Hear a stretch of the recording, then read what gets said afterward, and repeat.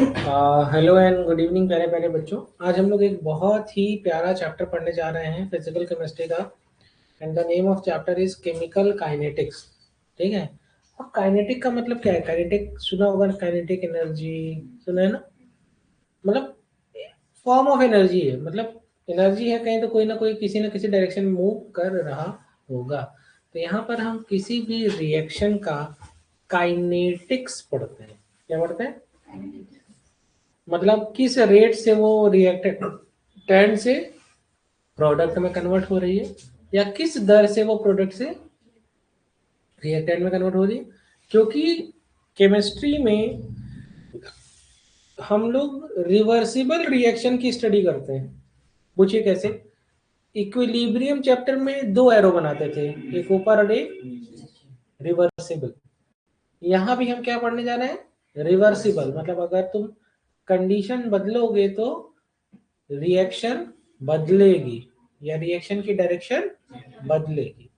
Done. चलो, तो थोड़ा सा पहले थ्योरेटिकल पार्ट पढ़ते हैं, फिर आपको लिखाऊंगा। सबसे पहले यहाँ पर देखो क्या लिखा है कि रिएक्शन, कोई रिएक्शन कैसी कितने तरीके की हो सकती है। तो कहेंगे सर बहुत तेज हो जाए,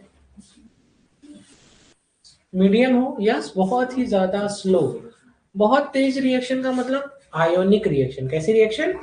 आयोनिक रिएक्शन। आयोनिक रिएक्शन का मतलब है, आयनिक रिएक्शन का मतलब है कि वो जो रिएक्शन है वो फ्रैक्शन ऑफ सेकंड्स में कंप्लीट हो गई। कोई रिएक्शन इतनी 100% कंप्लीट हो जाए बहुत कम सेकंड्स में, उसको स्टडी कर पाना बहुत मुश्किल है। तो हम स्टडी किसके लिए करेंगे?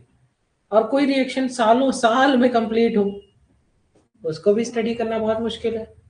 तो कोई रिएक्शन ऐसी जो डेफिनेट टाइम में कंप्लीट हो, दैट इज स्लो रिएक्शन। ऐसी रिएक्शन तो ना हम बहुत तेज रिएक्शन कर सकते हैं ना बहुत स्लो, मतलब मॉडरेट कह सकते हैं। इस तरीके की रिएक्शन की हम स्टडी करते हैं। तो लिखा है कि बहुत ही फास्ट रिएक्शन, या जिनको हम कहते हैं इंस्टेंटेनियस रिएक्शन, जो कि 10 की पावर -14 से लेकर के 10 की पावर -16 में खत्म हो जाती है। तो तुम समझ रहे हो कितना कम टाइम है स्टडी करने के लिए। तुम लोग क्वेश्चन ही नहीं लिख पाओगे तब तक। हाँ, तो ये बहुत मुश्किल है। तो ये रिएक्शन जो है बहुत ही ज्यादा कम समय में हो जा रही है। तो इसकी स्टडी इज ऑलमोस्ट इम्पॉसिबल। अब बात आती है दूसरी, कि बहुत ही ज्यादा स्लो रिएक्शन है। तो भैया दिन महीने साल गुजरते जाएंगे और ये रिएक्शन कंप्लीट नहीं हो पाएगी। तो ये भी स्टडी करना बहुत मुश्किल है। जैसे ऑर्गेनिक रिएक्शंस हो गई, ये सारी चीजें हो गई। अब यहाँ पर हम बात करते हैं, मैंने क्या बोला था कि या तो हम स्लो रिएक्शन को स्टडी करेंगे या तो मॉडरेट। तो यही लिखना है कि this type of reaction proceed with measurable rate at normal temperature and we can measure the rate of reaction easily. किस स्पीड से या किस गति से रिएक्शन आगे बढ़ रही है, पीछे जा रही है, इसकी हम स्टडी कर सकते हैं। चलो, यहाँ से समझ में आ गया। अब बात आती है कि ऐसे कुछ एग्जांपल बताइए। तो देखो लिखा हुआ है decomposition of H2O2, decomposition of N2O5, hydrolysis of ester, inversion of cane sugar, pseudo first order reaction। ये बहुत एग्जाम में आएगा। pseudo first order reaction, NO plus Cl2 कह रहे reaction of NO with chlorine. ठीक है, तो क्या बना? NOCl2। ये कुछ एग्जांपल है। अब हम बात करते हैं आगे। लिखा है व्हाट, अब बात आती है रेट ऑफ रिएक्शन क्या होता है। क्या लिखा हुआ है? रेट ऑफ रिएक्शन क्या होता है। तो यहाँ पर लिखा है कि चेंज इन कॉन्सेंट्रेशन और प्रेशर ऑफ रिएक्टेंट और प्रोडक्ट पर यूनिट टाइम, और ये हमेशा पॉजिटिव क्वांटिटी है। अब एक बात बताना, एक इंसान इधर की तरफ जा रहा है, तुम लिखते हो +x, और वही इंसान अगर इधर जा रहा है तो लिखते हो -x। तो क्या ये निगेटिव में चल रहा है क्या? माइनस यहाँ पर बता क्या रहा है? डायरेक्शन। क्या बता रहा है? डायरेक्शन। ये बात को समझने से ये समझ में आ रहा है कि इस जब ये वैल्यू हमेशा पॉजिटिव होती है, जब ये वैल्यू हमेशा पॉजिटिव होती है, तो यहाँ माइनस का जिक्र क्यों है? तो माइनस का जिक्र बताता है कि रिएक्शन किस दिशा में जा रही है। अगर रिएक्शन प्रोडक्ट की तरफ जा रही है, रिएक्टेंट से प्रोडक्ट बन रहा है, तो हम पॉजिटिव, और अगर हम यही रेट जो है अपोजिट आएगा प्रोडक्ट से रिएक्टेंट साइड तो हम नेगेटिव लेंगे। ठीक है, अब लिखा हुआ है कि rate of reaction, what is rate of reaction, change in concentration. ये लिखो भाई, ये तो लिखना चाहिए आपको, मतलब आपको लिखना यहां से चाहिए। भूल गए थे क्या? लिखो, ये सबसे पहला पॉइंट लिखो कि on the basis of rate chemical reaction broadly divided into three categories, very fast के आगे लिखना आयनिक रिएक्शन, और लिखना it is impossible to determine the rate of reaction, और एक एग्जांपल डाल देना बस। नोट्स भी बनवाते चले। तो आज आप लोगों को ये मैडम रिप्रोडक्टिव हेल्थ पढ़ाई होगी, तो उसकी तो आपके पास पहले से शीट थी, कुछ उसमें लग रहे थे। बहुत आसान चैप्टर है टीचर, क्वेश्चन बहुत आसान चैप्टर है। जैसे फुल फॉर्म और ओरल कॉन्टेस्ट एक्टिविटीज।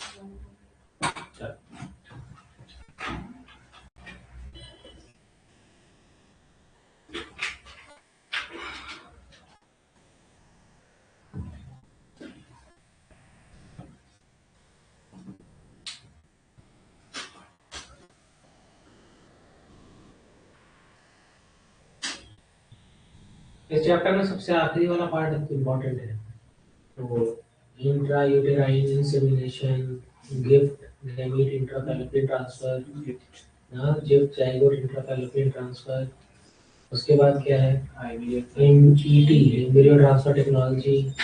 ठीक है, आईवीएफ तो ही कर रहे, टेस्ट ट्यूब बेबी यही चीज है, इंट्रा यूटेराइन इंसेमिनेशन वही है, और क्या है आर्टिफिशियल इंसेमिनेशन है ना।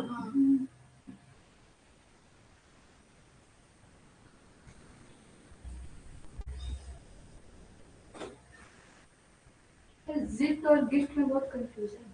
कोई कंफ्यूजन नहीं है, गिफ्ट मतलब गैमीट, गिफ्ट मतलब जाइगोट।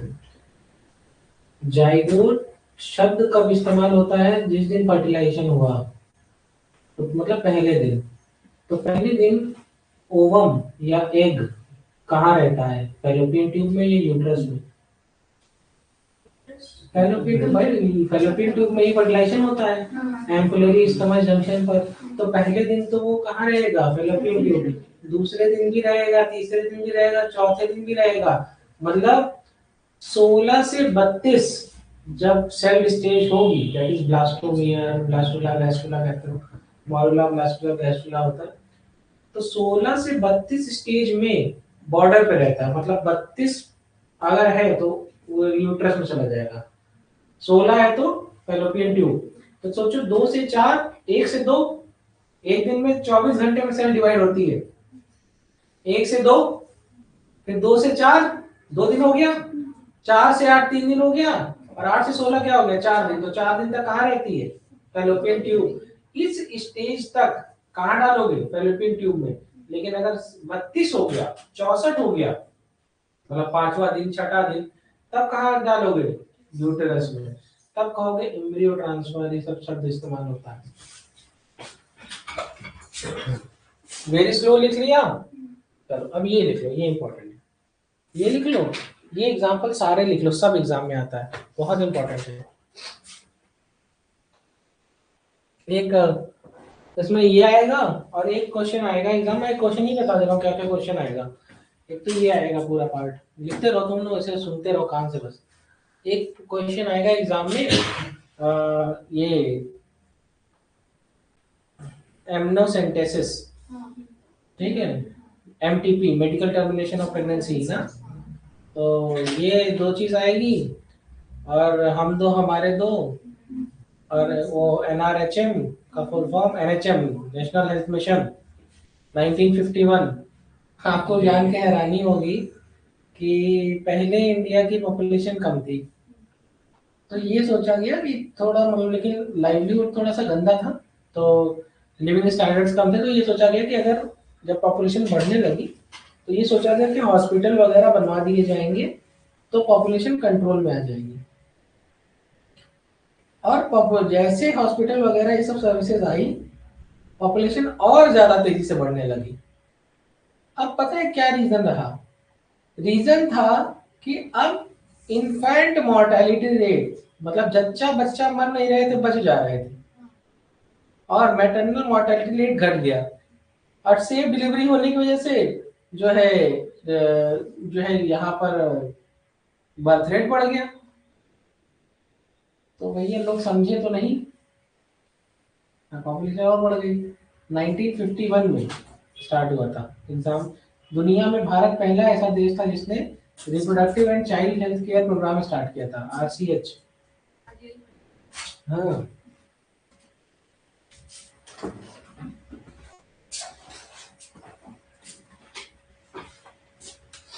डन हो गया, आगे बढ़ जाए, सबने लिख लिया। चलो बस अब ये लिखो, अब मैं जो बोल रहा हूँ बस वो लिखना। ये फॉर्मूला लिखो, ये पॉइंट लिखो, और ये फॉर्मूला लिखो। अब लिखो इतना। जैसे ही ये फॉर्मूला लिखने के बाद ये ग्राफ बना लेना, जितना कह रहे हैं बस उतना लिखो बस।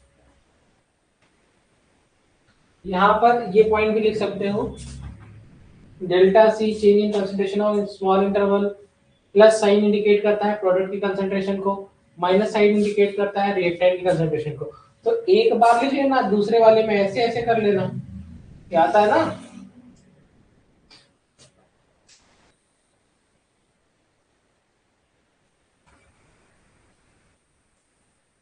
अभी तो ऐसे लिखवा रहे हैं, अब मैं इसके बाद जब नोट्स की तरह लिखवाने जा रहा हूँ तब लिखाऊंगा dx/dt।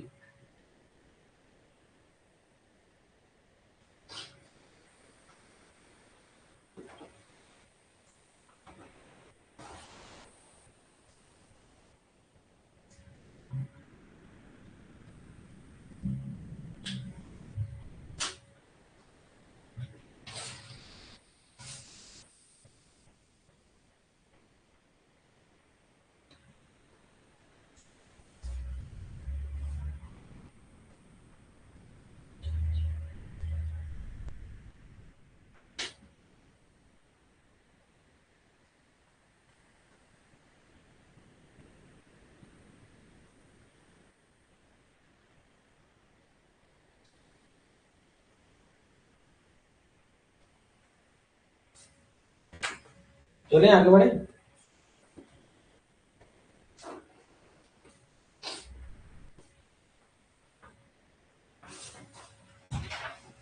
लिखिए ना।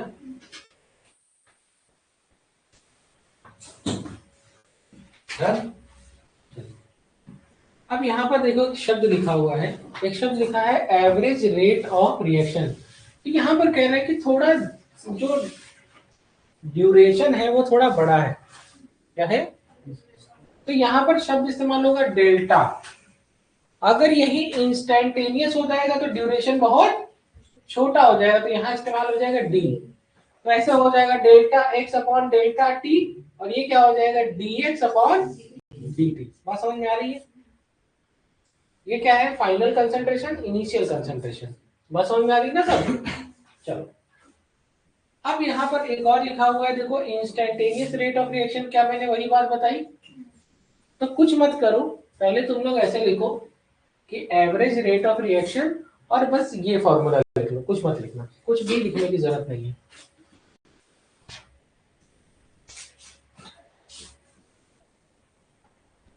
ये फाइनल कंसंट्रेशन, और यहाँ पर लिख लो खाली इनिशियल कंसंट्रेशन। जितना कह रहे हैं बस उतना लिखो, ये सब एग्जाम में आएगा नहीं तो क्या करोगे। नोट्स बनानी, किताब थोड़े लिखनी है। बस हेडिंग डालो एवरेज रेट ऑफ रिएक्शन, ये पॉइंट लिख लो कि थोड़ा मेजरेबल, सर्टेन मेजरेबल पीरियड की बात करते हैं। ओके।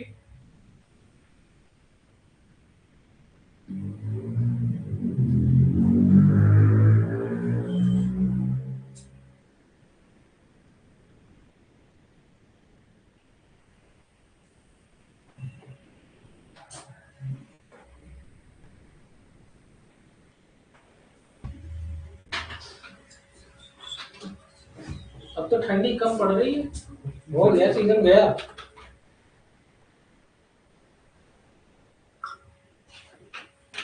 आप में से कोई बच्चा ऐसा है जो 4 या 5 बजे उठ के पढ़ाई कर रहा है? 6 बजे उठ रहे हैं? कम से कम कोशिश कीजिए। देखिए मैं आपको तरीका बता दे रहा हूँ, कम से कम कोशिश कीजिए कि 4 या 5 बजे उठ जाइए, रजाई में ही बैठिए, ठीक है। थोड़ा पढ़िए तो थोड़ी नींद आएगी, फिर थोड़ा सो लीजिएगा, फिर 15-20 मिनट बाद, 30 मिनट बाद फिर नींद खुल जाएगी, फिर उठिएगा, फिर पढ़िएगा। मतलब पढ़ना इसलिए शुरू करिए कि अब आप को ज्यादा प्रैक्टिस, ज्यादा क्वेश्चन, ज्यादा समय चाहिए ना, तो रजाई में ही लेटे लेटे, बैठे बैठे, ओढ़े ओढ़े अपना पढ़ना शुरू कर लीजिए। आप ही का सिलेक्शन इंपॉर्टेंट है, याद रखिए। किसी का सिलेक्शन हो ना हो, आपका होना चाहिए। और अब मिशन पे, जैसे मैं अपने तरीके बताऊं, जैसे मेरा पेपर सुबह सुबह लग जाता था, तो मैं क्या करता था, सॉक्स पहन के सोता था, ताकि उठने में आलस ना आए। जैसे वो पफ वाली जैकेट होती है, जैकेट पहन के सो जाओ। तुम विश्वास मानो, अगर तुम जैसे एकदम पतला कपड़ा पहन के सोओगे, अगर शर्ट वर्ट पहन के सोओगे, तो तुम 9 बजे के पहले नहीं उठ पाओगे, क्योंकि बाहर बाहर ठंडक, रजाई गर्म। लेकिन अगर तुम जैकेट, मतलब वो पफ वाली जैकेट जो होती है ना, प्लास्टिक वाली, जिसे मैं पहनता हूँ, वो ढीली भी होती है, तो बॉडी के आराम से सो सकते हो, तो टाइट वाइट कहीं नहीं होगा। वो पहन लो, सॉक्स पहन लो, फिर जो भी लोअर पहनते हो या वो गरम वाला जो पैंट पहनते हो, सॉक्स जरूर पहनो। और कान में टोपी वोपी लगा के एकदम जैकेट पैक रहो। अगर कान खुला है, नहीं उठ पाओगे। अगर पैर खुला है, नहीं उठ पाओगे, क्योंकि ठंडक लगती है बहुत भयंकर। तो कान ढक लो, पैर ढक लो, और जैकेट पहने रहो, बस इतने में तुम उठ के बैठ के पढ़ लोगे, आराम से पढ़ लोगे। एक दो दिन ट्राई करके देखो, एक दो दिन शुरू में थोड़ा सा डिस्कम्फर्ट होगा, लेकिन बाद में आप बहुत अच्छे से पढ़ाई कर पाएंगे। वरना ये पूरी ठंडी ऐसे आपको हल्का ठंडा हल्का गर्म में निकाल जाएगी। अब हमारे पास टाइम लूज करने के लिए नहीं है, ये नोट करो। ये देखो, ये बस ये नोट कर लो, पहले तो मैं समझाऊंगा, मैं सब समझाऊंगा, पहले यहाँ तक नोट कर लो बस। तो लिखा भी है ना, देखो क्या लिखा हुआ है, इंस्टेंट मतलब तुरंत, तुरंत के लिए।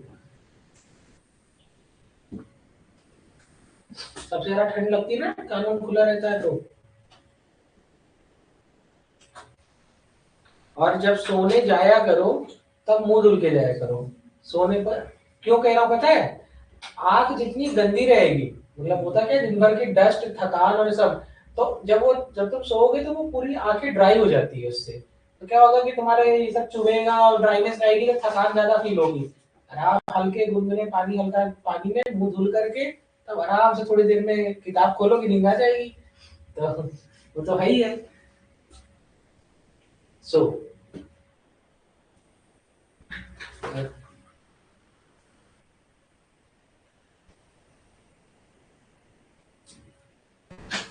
इलेक्ट्रिक केटल तो सब लोग रखते होंगे, नहीं रखते? पानी गर्म मिल जाता है, तब ठीक है। हम लोग जब अपने यहाँ रहते थे, तो हम लोग इलेक्ट्रिक केटल अंदर रखे रहते थे, रात में मैगी बनाने को मिलता था, उसी में बना लेते थे, हो गया डन। लेकिन एक बात जानो, जो पढ़ेगा, जो बच्चा पढ़ेगा, उसी को मैगी खाने का सुख मिलेगा रात में। बॉयल वाली मैगी सच में अच्छी होती है, ऐसा नहीं है, हम लोग बहुत खाए हैं। तो पढ़ोगे तो भूख लगेगी, जो नहीं पढ़ेगा उसको भूख नहीं लगेगी।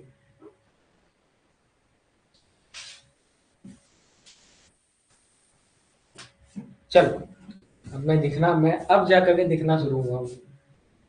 शक्ल ऐसी है कि अंधेरे में दिखता ही नहीं, उजाला उजाला, उजाला उजाले में तो दिख भी जाते हैं। अब यहाँ तक तो मैंने पढ़ा दिया ना, अब ये भी मैंने पढ़ा दिया। अब यहाँ पर एक बात लिखी हुई है, ये देखिए, ये ये नोट करिए आप। यहाँ पर क्या लिखा है कि रेट ऑफ रिएक्शन, तो मैंने भाई final concentration minus initial concentration, और final time minus initial time. तो यहाँ पर एक शब्द का इस्तेमाल किया है मैंने, dx अपॉन dt। अब आप इसके आगे प्लस माइनस शब्द यूज कर सकते हैं। अब मैं दिखाता हूँ और ये क्वेश्चन करके दिखाऊंगा आप लोगों को। प्लस माइनस, ठीक है, एकदम ऐसे ही लिख लो। ये खुद ही समझ में आ रहा है कि रिएक्शन शुरू होने के पहले C1 कंसंट्रेशन थी, रिएक्शन कंप्लीट होने के बाद C2 कंसंट्रेशन थी, C2 T1 पहले था, T2 बाद का था। नोट करो।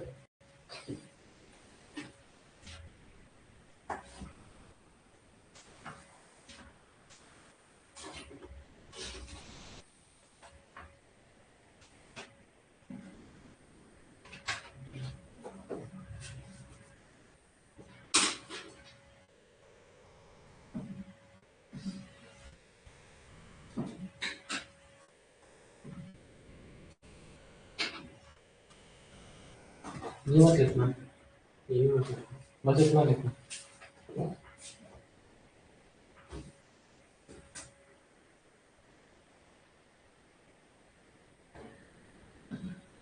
और अब आप लोग के लिए हर दिन इम्पोर्टेंट है, हर दिन। आपको दिन वेस्ट करना ही नहीं है, पढ़ना ही पढ़ना है किसी हाल में। भले 3 चैप्टर का टारगेट करो, एक पढ़ो, लेकिन पढ़ो, जरूर पढ़ो, जरूर प्रैक्टिस करो। यही आखिरी के कुछ महीने हैं जो बहुत ही अच्छे रिजल्ट्स देंगे।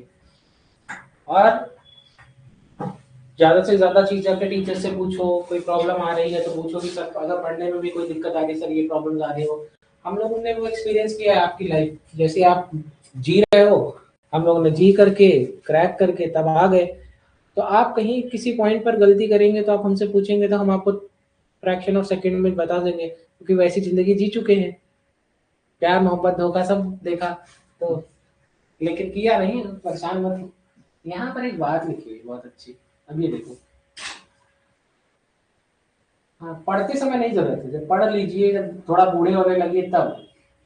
यहाँ ये क्वेश्चन को देखो, अभी मैं आज तुमको केवल रिएक्शन को रिप्रेजेंट करना सिखा रहा हूँ।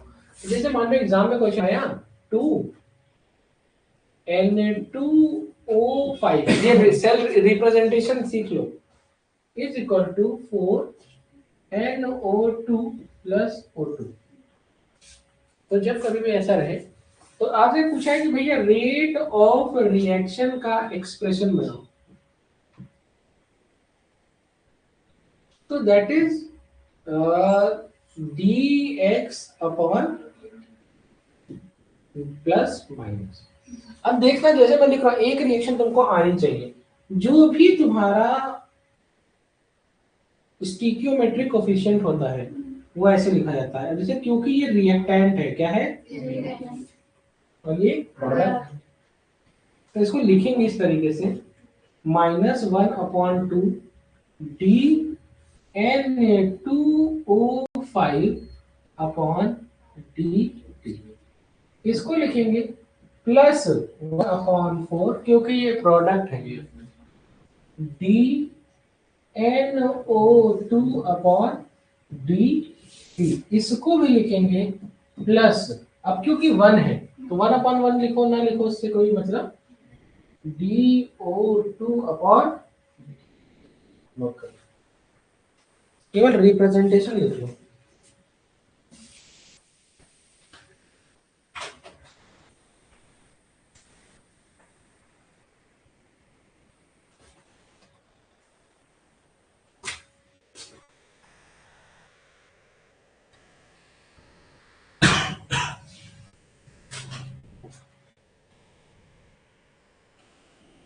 और जितने भी बेकार दोस्त हैं या बेकार लोग हैं जो परेशान करते हैं, बैठ के घंटों बतियाने लगते हैं, तो उनको ब्लॉक कर दो चुपचाप,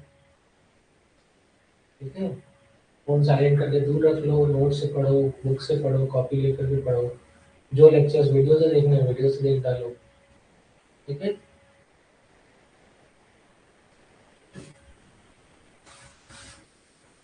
और अगर पढ़ने लगोगे तो बात करने का मन नहीं करेगा ज्यादा किसी से। मतलब मम्मी पापा से बात कर लिए, एक आध दोस्त से बात कर लिए, उससे ज्यादा बात करने का मन नहीं करेगा। तो अगर पढ़ोगे तो ऐसा होगा, नहीं पढ़ोगे तो लगेगा खाली है तो कुछ किसी पर बतियाए, चैट कर ले।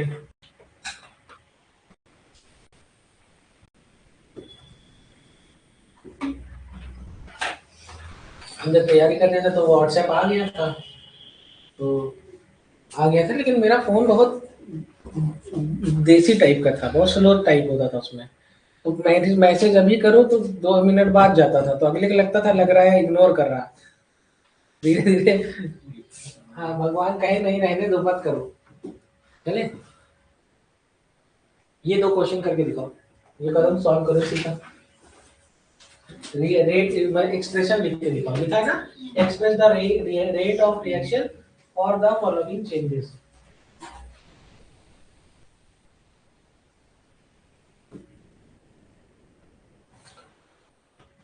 नहीं होगा तो मैं करके दिखा दूंगा।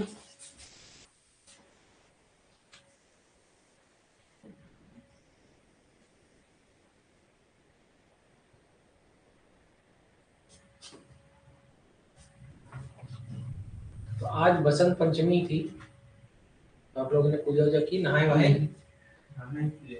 चलो ठीक है।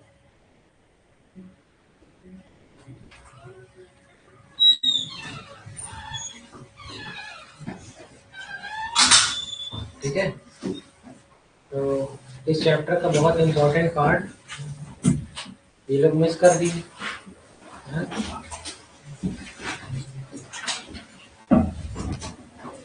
कोई दिखाएगा इसमें लिखा? दिखाओ, चाइना लाओ, दिखाओ, कॉपी दिखाओ, दोनों कर लो, जल्दी दिखाओ। जो भी कर लिया पहले लाके दिखाए, यहीं तक आना, कैमरे के उधर। हाँ,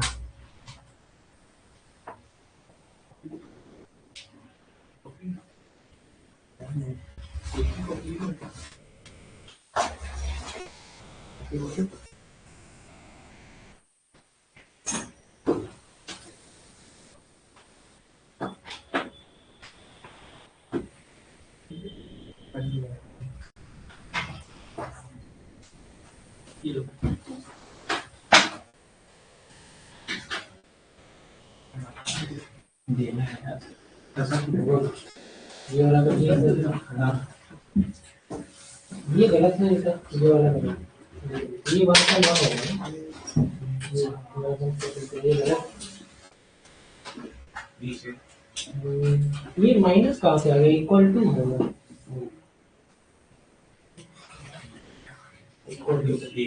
equal to minus D D upon D O two upon D T equal to plus. Sign नहीं लिखे हो, साइन लिखो। हाँ हाँ, रिएक्टेंस साइन का माइनस। बेटा ये प्लस माइनस को लिखिए, प्लस माइनस SO2, या तो प्लस होगा या तो माइनस, वही देखेंगे, दूरबीन लगा के थोड़े बैठे हैं।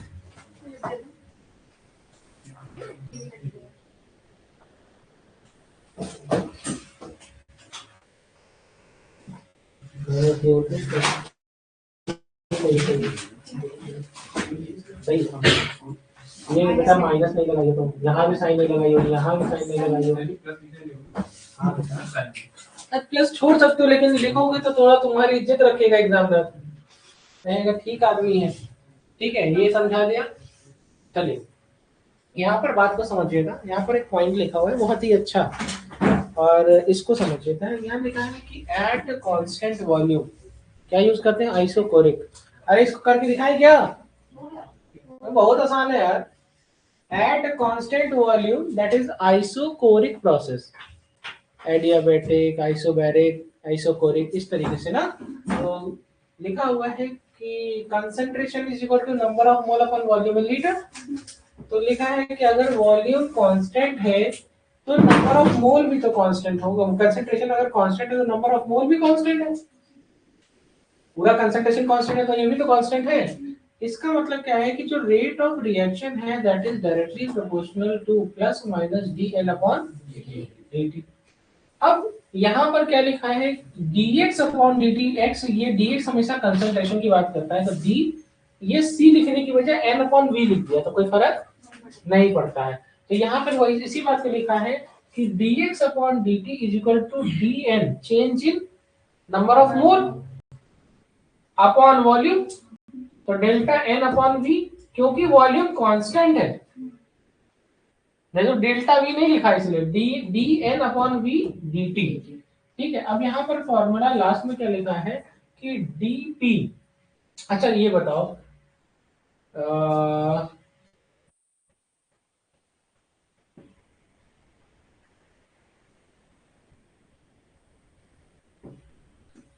पी वी बराबर एन आर टी, देखते जाना। तो P is equal to N upon V R T.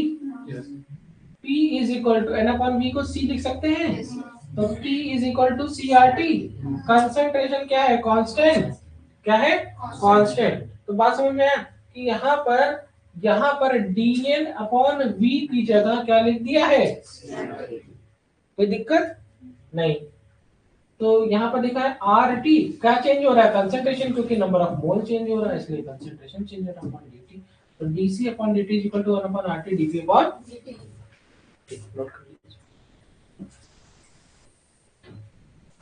और ये पाई वी नहीं, पाई बराबर सी आर टी होगा ना, वी तो उसमें चला जाएगा ना। पाई क्या होता है? Osmotic pressure.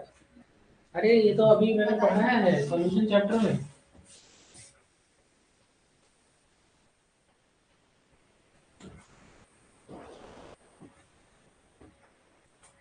तो कुछ तो आ नहीं रहा होगा। अच्छा चैप्टर था, 3:30 पे क्लास थी, आप तो लेट कर दिए। और जब कोई लेट होता है तो मुझे ज्यादा पढ़ाना होता है। अब विश्वास मानिए, जब किसी का छूटता है तो मुझे खुशी होती है। इसलिए होती है कि उसको समझ में तो आए उसका लॉस क्या हुआ। जिस दिन तुम नहीं आओगे उसी दिन ज्यादा पढ़ाएंगे।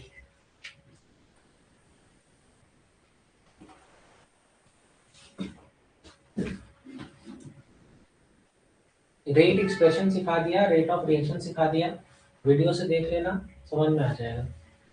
भाई तुम लोग खुश नसीब हो कि तुम लोग को वीडियो वापस मिल जाता है, कि जो चीज छूटा है तुम कम से कम वापस देख सकते हो अगर चाहो तो।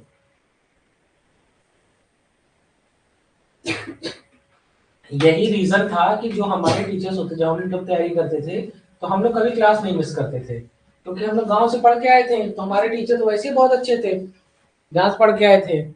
सामने से खाना बन रहा होता था तो वो खाना देखते थे, हम लोग को पढ़ाते थे खिड़की पे से खड़े होकर के।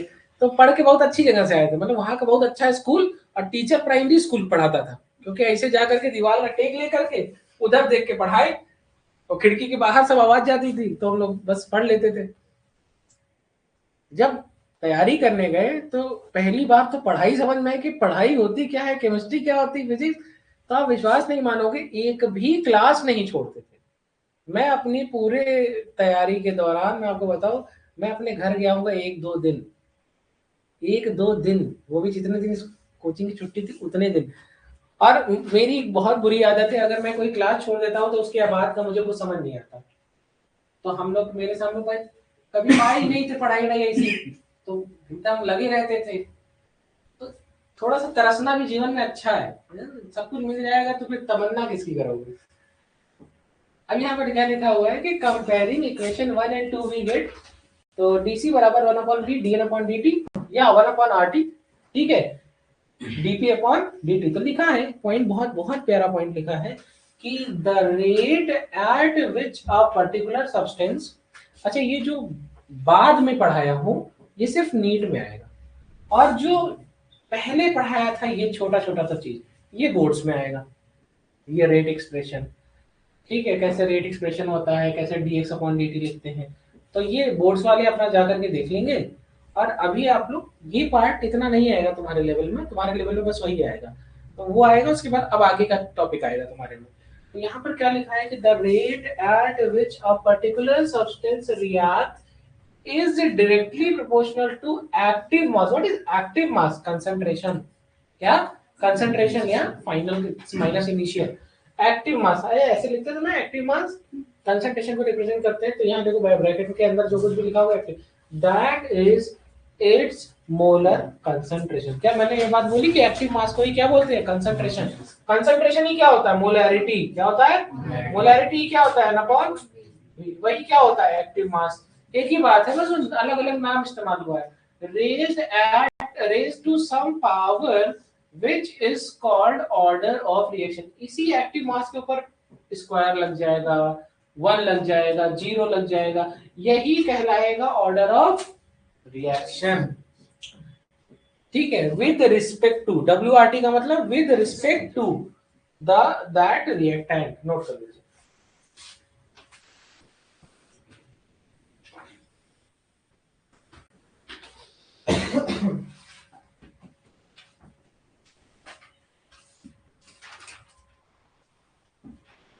अच्छा, इक्विलिब्रियम कांस्टेंट क्या होता है? कहीं सुना है?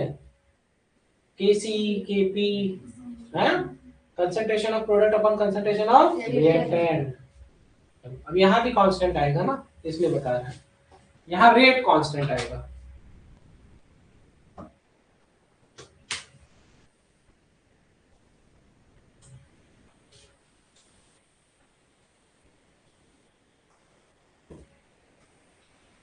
तो वो जो अगर आप लोग के पास नीट वाली प्रीवियस ईयर होगी, जा करके देखना, कम से कम 30% क्वेश्चन उसी एक्सप्रेशन पे आएगा, जो भी पीछे नहीं पढ़ा है। 30-40% क्वेश्चन उसी पे आएगा, जा करके देख लेना। इसका मतलब वो देखोगे और उसमें पहचानना होता है कौन सा वाला सही लिखा है, कौन सा वाला रेट एक्सप्रेशन गलत लिखा है। अगर कोई लाए तो दिखा दूं मैं अभी। 30 से 40% क्वेश्चन वही है। आपका बेटा बोर्ड्स वाली है, दो जरा। हाँ हाँ प्रीवियस। ये देखिए बोर्ड्स में भी आया हुआ है। ये देखिए ये दूसरा क्वेश्चन आया हुआ है। तो द क्वेश्चन इज कि the for the reaction 1/2a से 2b। क्वेश्चन आया है 1/2a से 2b। कह रहे रेट का एक्सप्रेशन, तो क्या आंसर हो जाएगा? -1/1/2 D A upon D T. तो ये 2 पर चला जाएगा और is equal to +1/2 D B upon D T. लो आंसर आ गया। यहाँ पे देखो ऑप्शन में दिखा दे रहे हैं, इसका ऑप्शन है ये वाला, तो बी। ठीक है, कर लेना। तो इस टाइप के देखो, अब देखो एक ही क्वेश्चन नहीं आया है, क्वेश्चन नंबर 2 भी वही आया है, क्वेश्चन नंबर 3 भी वही आया है, क्वेश्चन नंबर 4। अब इसके बाद यूनिट है, रेट लॉ का यूनिट है मोल पर लीटर पर सेकेंड, वो भी वही आया है। ठीक है, रेट कांस्टेंट। देखो थ्योरेटिकल क्वेश्चन ही ज्यादातर आए हैं। अब इसके बाद एकदम वन लाइनर आया है, वन लाइनर एकदम।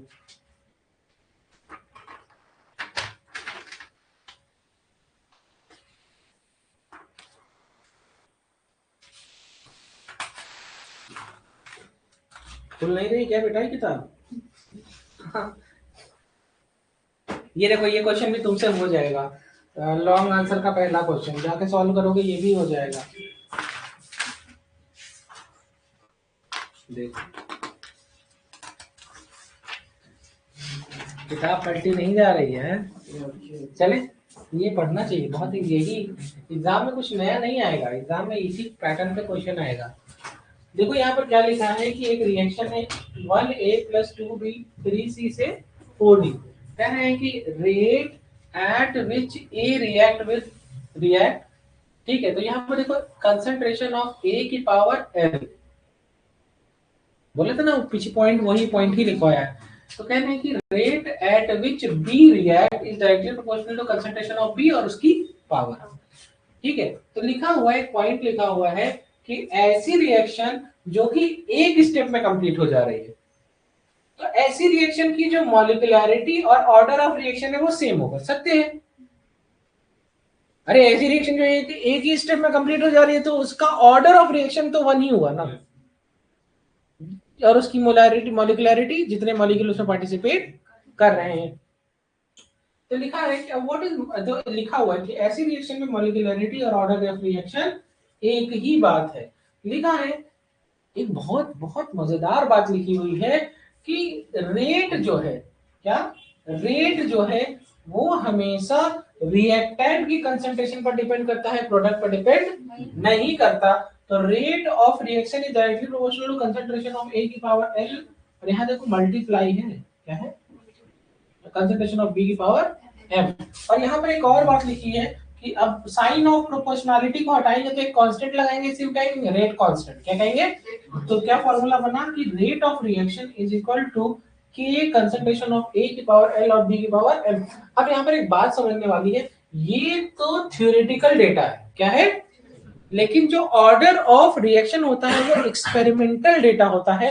तो यहाँ पर लिखा है कि एल और एम और ए और बी सेम भी हो सकते हैं, नहीं भी हो सकते हैं, सेम भी हो सकते हैं। और तो ऑर्डर ऑफ रिएक्शन होता है ए प्लस बी, और ये क्या होता है एल प्लस एम। तो एक बात समझना, बात को नहीं समझ पाओगे, बात जब क्वेश्चन करोगे तब समझ पाओगे। वहां पर इसका मतलब ये है कि order of reaction experimental value है, जबकि rate of reaction theoretical value है, और रेट कांस्टेंट अलग चीज है और ऑर्डर ऑफ रिएक्शन अलग चीज है। अब सुनो, ये सब मत लिखो, अभी रुक जाओ, अभी रुक जाओ, अभी कुछ मत, कितना लिख, कुछ लिखा तो नहीं, मत लिखना। नहीं बता दे रहे हैं क्यों नहीं लिखना, क्योंकि तुमको कुछ और लिखवाना था, और वो लिखवाना ये है कि जो पीछे पढ़ाया था यहाँ तक पढ़ा दिया था ना, तब चलो अब यहाँ तक पढ़ा दिया है तो फॉर्मूला तो देखो, यूनिट तो लिखवाई नहीं, यूनिट क्या है नहीं लिखवाई है ना। तो अब समझो, चलो यूनिट लिखवाते हैं। तो लिखो unit of rate of reaction, heading डालो unit of rate of reaction. अब सिखा देते हैं, ऐसे ही सीख जाओगे। अब यहाँ पर क्या है बेटा, देखो कि माइनस 1/a, एक रिएक्शन देखो क्या है, ए प्लस बी और एरो सी और डी। केवल एक का ही सिखाएंगे, सब में वही आएगा। तो ये लिखेंगे D A upon D T, ऐसे लिखेंगे -1/a डी ए अपॉन। अब व्हाट इज डी ए, तो कहेंगे सर n अपॉन बी, क्या है, और अपॉन डी टी, यही तो हुआ D N upon B upon. अच्छा n क्या है, मोल, यूनिट लिखते जा रहा है मोल पर लीटर, और टाइम को क्या होगा, सेकेंड। तो यहाँ पर आंसर आ रहा है mole litre inverse second inverse. तो unit of rate of reaction, unit of rate of reaction is mole per litre second always. कुछ हो कुछ ना हो, ये हमेशा ही मोल पर लीटर पर सेकेंड ही होगा। बात समझ में आ गई। और क्या हो सकता है, अब यहां पर कंसंट्रेशन की जगह क्या आ सकता है, पार्शियल प्रेशर आ सकता है ना, dp of a upon dt -1/a, यही होगा। तो ये पार्शियल प्रेशर क्या होता है, एटमॉस्फेयर, और अब यह क्या है, सेकेंड। तो यूनिट क्या हो गई, एटमॉस्फेयर सेकेंड इनवर्स, ये भी क्या होगी, ऑलवेज। ये किसके लिए है, अरे प्रेशर का भी यूज होता है, फॉर गैसियस रिएक्टेंट या प्रोडक्ट, है ना, नोट कर लो। अगर रिएक्टेंट या प्रोडक्ट क्या हो, गैसियस, तो भाई एटमॉस्फेयर पर सेकेंड, एटमॉस्फेयर की जगह तुम्हारा मन कर रहा है टॉर में ले लो, मन कर रहा है mmHg में लो, तुम्हारी मर्जी।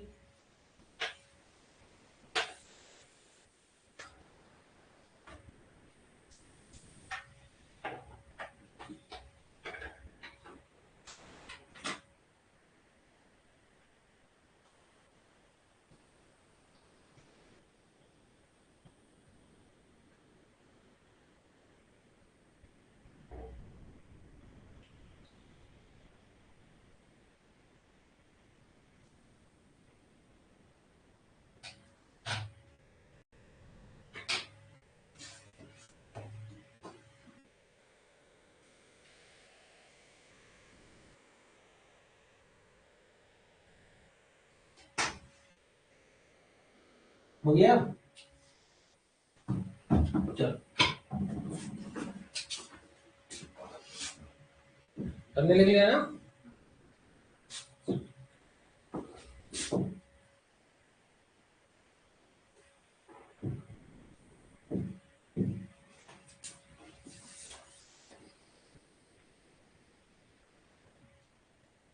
चलो रेट कांस्टेंट पढ़ाने से पहले थोड़ा सा थ्योरेटिकल पढ़ा देना है।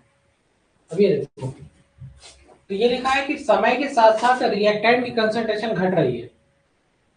ये चीज क्या बता रही है, जैसे जैसे टाइम बढ़ेगा रिएक्टेंट की कंसंट्रेशन घटेगी, और जैसे जैसे टाइम बढ़ेगा तो किसकी कंसंट्रेशन बढ़ेगी, प्रोडक्ट की।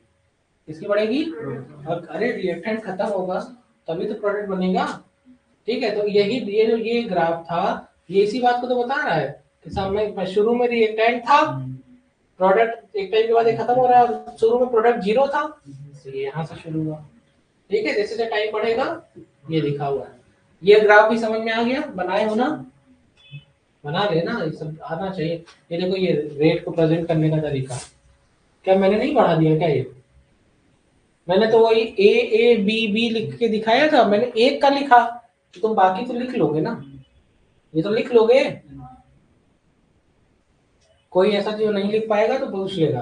अब यहाँ पर क्या लिखा है, देखो क्या मैंने आपके सर ने हमेशा ये बात बोली कि रेट ऑफ रिएक्शन हमेशा पॉजिटिव होता लिखवाया था, तो लिखा है निगेटिव साइन रिप्रेजेंट करता है decrease in concentration of reactant, ये लिख लो।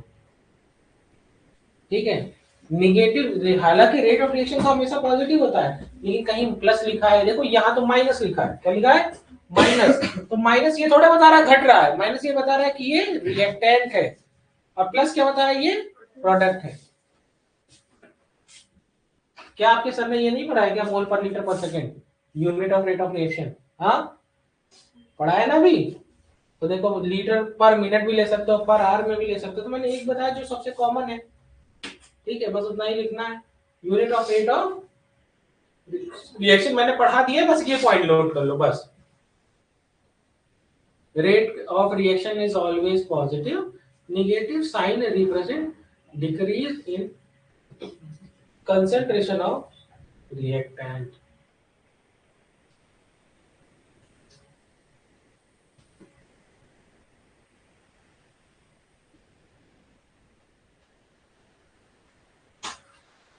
Done.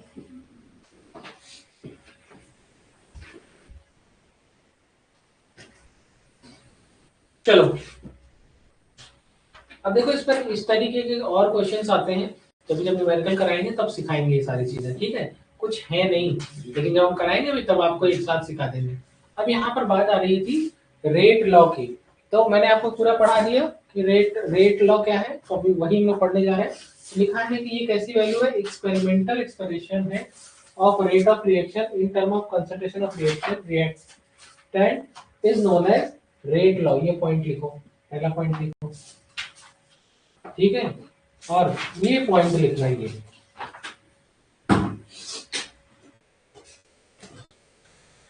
पहले पहला पॉइंट लिखो।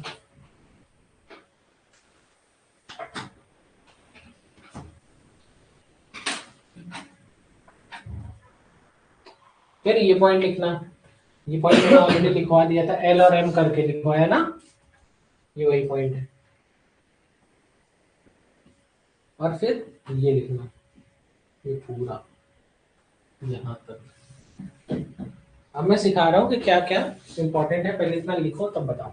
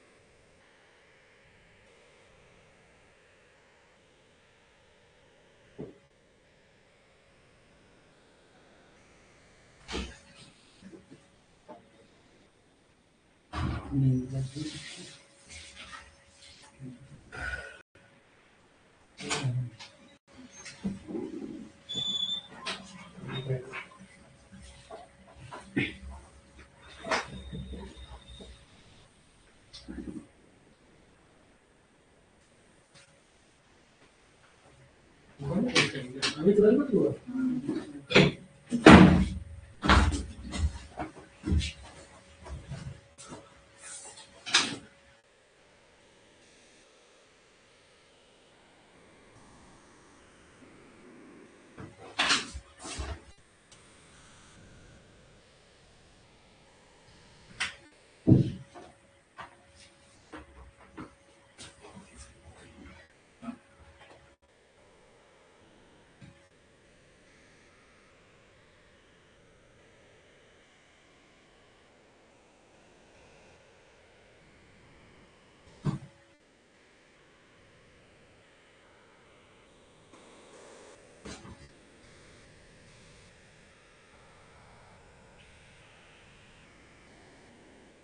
नोट करो।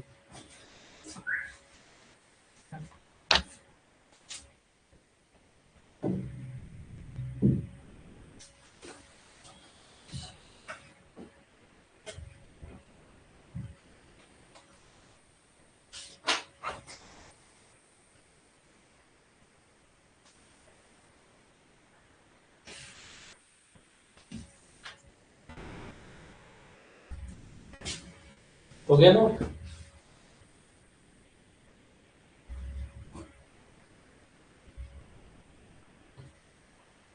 तो क्या सीखा हम लोगों ने कि जो रेट लॉ एक्सप्रेशन है वो एक्सपेरिमेंटल एक्सप्रेशन है, ठीक है। अब यहाँ पर एक बात लिखी है कि जो रेट कांस्टेंट है वो किस पर डिपेंड करता है? Concentration of reaction, rate of reaction, concentration of reactant पर डिपेंड करता है। रेट कांस्टेंट किस पर डिपेंड करता है? Concentration of reactant. किससे डिनोट करते हैं? के से। अब बात आती है कि जो आपका रेट कांस्टेंट है, क्या है उसकी क्या यूनिट होगी? क्या लिखा है? तो लिखा है कि rate constant does not depend on concentration of reactant but in depends on temperature and catalyst. चलो आप समझाते हैं। हो गया नोट? सब नोट सब लिख लिया तुम लोगों ने? आज जितना मैंने मार्क किया था सबने लिख लिया?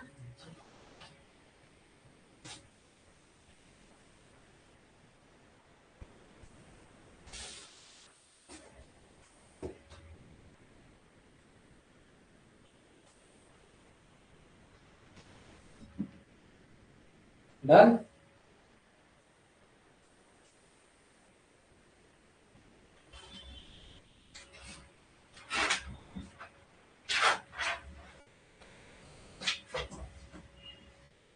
आगे बढ़े? नोट कर लो, नोट कर लो।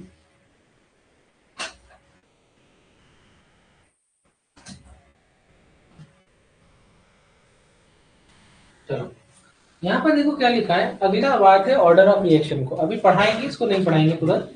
अभी पहले कुछ बेसिक चीजें जान लो कि रिएक्शन दो तरीके की होती है। एक होती है एलिमेंट्री रिएक्शन और एक होती है कॉम्प्लेक्स रिएक्शन। एलिमेंट्री रिएक्शन क्या होती है? ऐसी रिएक्शन जो सिर्फ एक स्टेप में कंप्लीट हो जाए, उनको हम कहते हैं एलिमेंट्री रिएक्शन। तो केवल हेडिंग डालो elementary reaction complete in single step. और अगला लिखो complex reaction, the reaction which complete in multi step. अब मल्टीपल स्टेप वाली रिएक्शन में यहाँ लिखा है कि the overall rate of reaction is controlled by the slowest step, और उसी को हम कहते हैं रेट डिटरमाइनिंग स्टेप। ठीक है, तो रेट लॉ का जो एक्सप्रेशन होता है वो डिपेंड करता है concentration of reactant of slowest step which must be free from reaction intermediate, और rate determining step contain intermediate, its value is solved using जो है इक्विवेलेंट कांस्टेंट। तो ये मत लिखना, बस यहां तक लिखना, ये दो पॉइंट लिखना बस।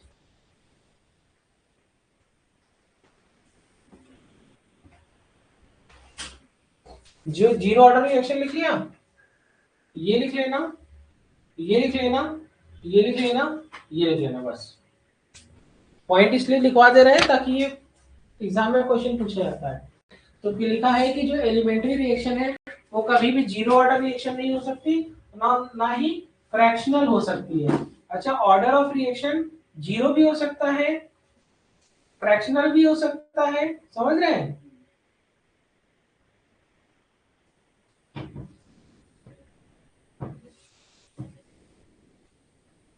1 2 3 और भी हो सकते हैं, सब कुछ हो सकता है।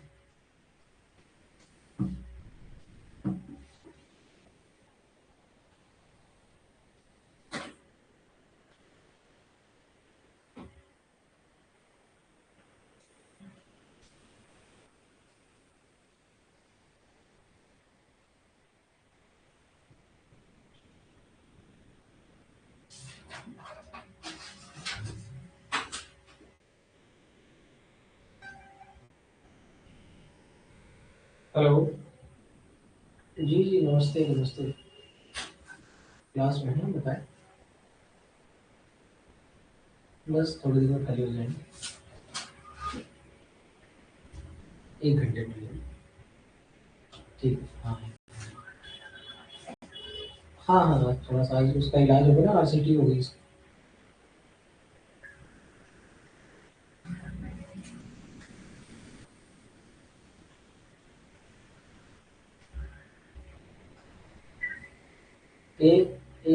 एक घंटा ही लगेगा, चाहे चाहे आराम से आ जाए चाहे जल्दी आ जाए, कोई दिक्कत नहीं। हाँ ठीक है।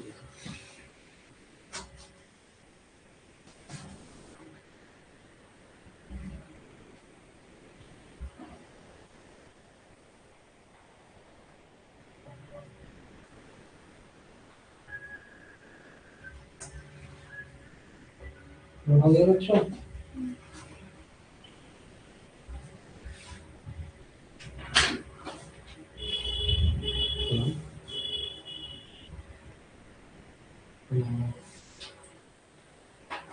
हेलो।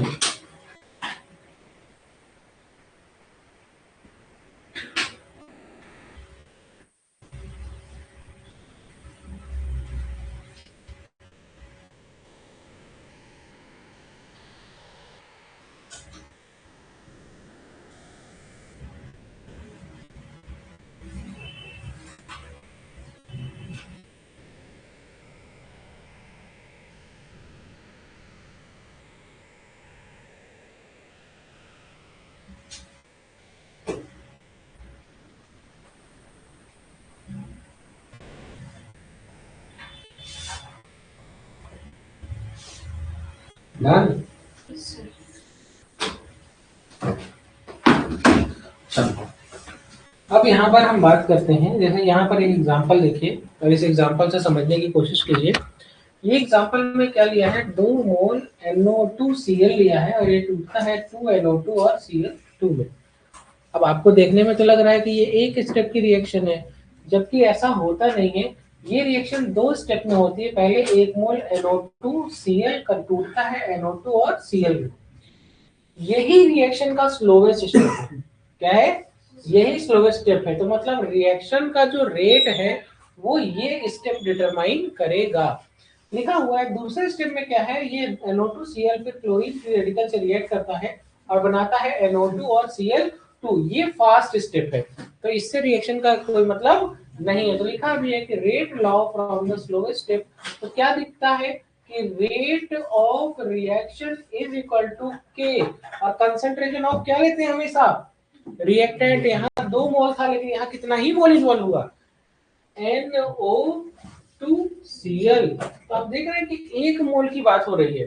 अब यहाँ पर क्या लिखा है, इस तरीके से हम इस रिएक्शन इन रिएक्शंस को प्रेडिक्ट करते हैं। तो अब आपको ये तरीका सीखना पड़ेगा कि ऐसे तो नॉर्मल कोई बच्चा होता तो वो आंसर पता क्या लगाता, रेट इज इक्वल टू के NO2Cl की पावर 2, क्योंकि वो लिखता और ये गलत हो जाता और ये सही है। तो ये जानते रहिए, एग्जांपल है, नोट कर लीजिए। अब समझ में आया कि क्या बात होती है रेट डिटरमाइनिंग स्टेप, क्या होता है स्लोवेस्ट स्टेप, कि कैसे वो जो डेटा ऊपर दिया है वो थ्योरेटिकल डेटा है, लेकिन जब आपने रिएक्शन कराई तो रिएक्शन 2 चरणों में हुई। पहला चरण स्लो था, उसी चरण में जो स्पीड लगी, टाइम लगा, वही उसका रेट है, वही डिटरमाइन करेगा रेट। जैसे कोई क्वेश्चन, आप 10 क्वेश्चन दिए गए हैं, उसमें से 3 क्वेश्चन आपको नहीं आते हैं या उसमें बहुत टाइम लग रहा है, और 7 क्वेश्चन आपके तुरंत हो गए 2 मिनट में, तो आप जब कॉपी सबमिट करोगे तो इस पूरे पेपर को लिखने का जो टाइम है वो कौन डिसाइड कर रहा है, जो 7 क्वेश्चन आपको तुरंत आ गए थे या जो 3 क्वेश्चन आपको नहीं आ रहे थे? जो, तो समझ में आया कि कैसे रेट डिसाइड होता है।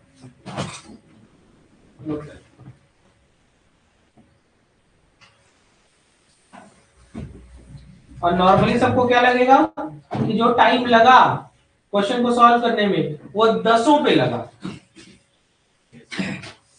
लेकिन लगा किसकी वजह से, उन 3 क्वेश्चन। रियलिटी में क्या है, तो एक्सपेरिमेंटल और थ्योरेटिकल।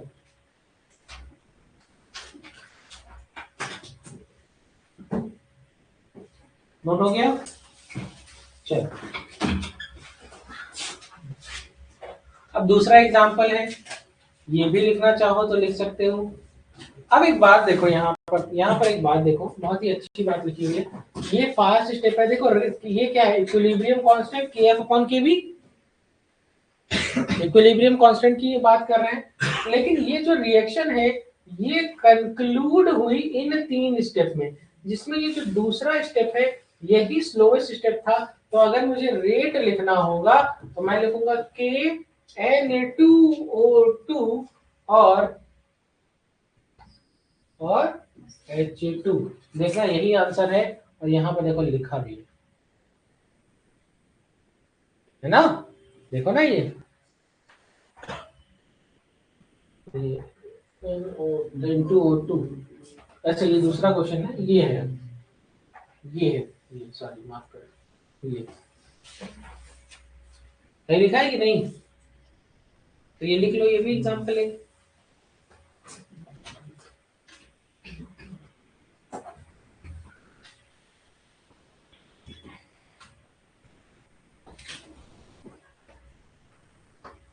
ये भी एग्जांपल लिख लो, 2 एग्जांपल एग्जाम में सजेस्ट कर दोगे तो काम हो जाएगा।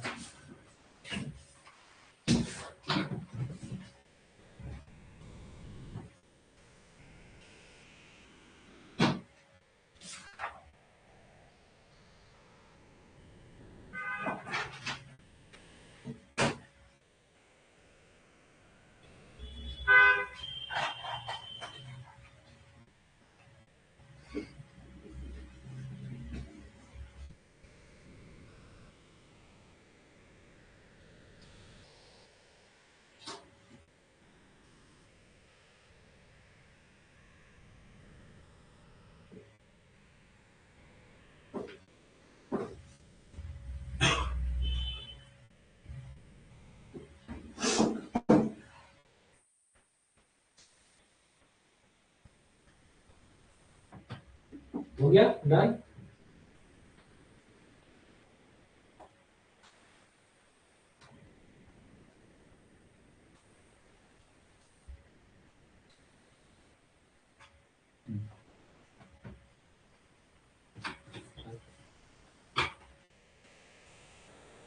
आगे बढ़ जाए,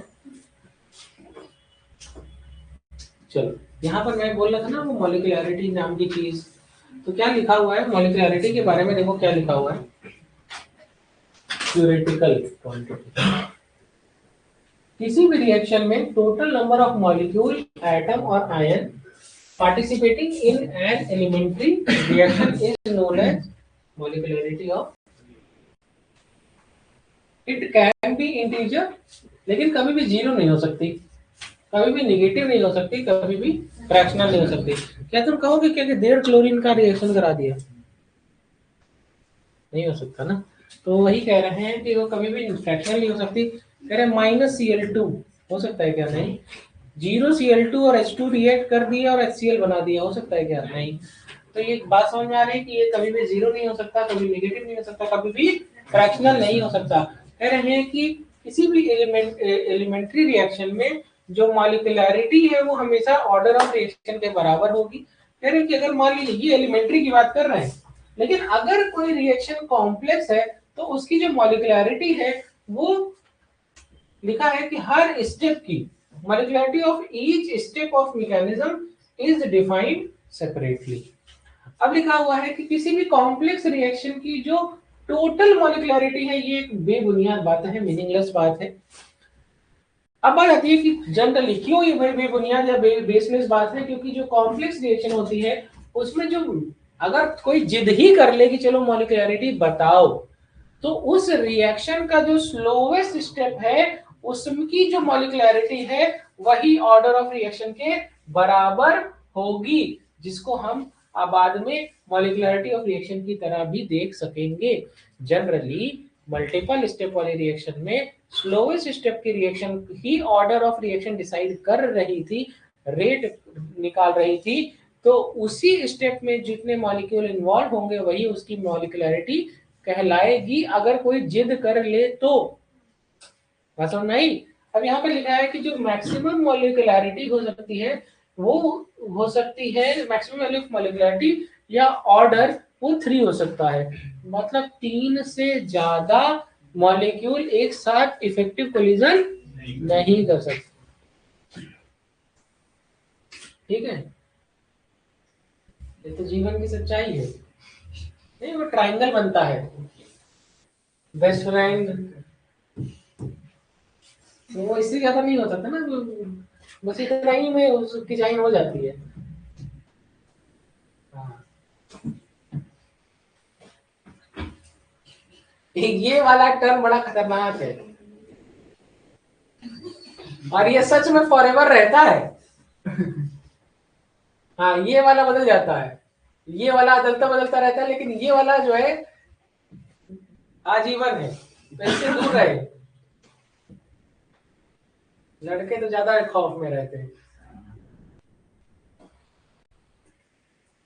कंधा देने वाली। नोट करो।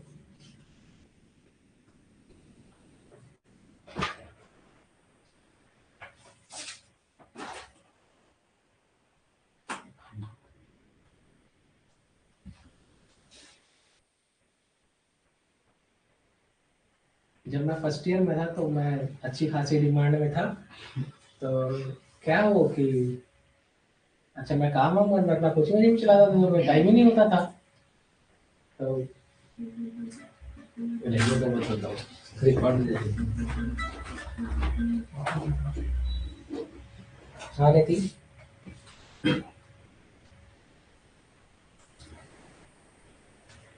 हाँ हाँ, कोई दिक्कत नहीं, मैं कंटिन्यू करूँ।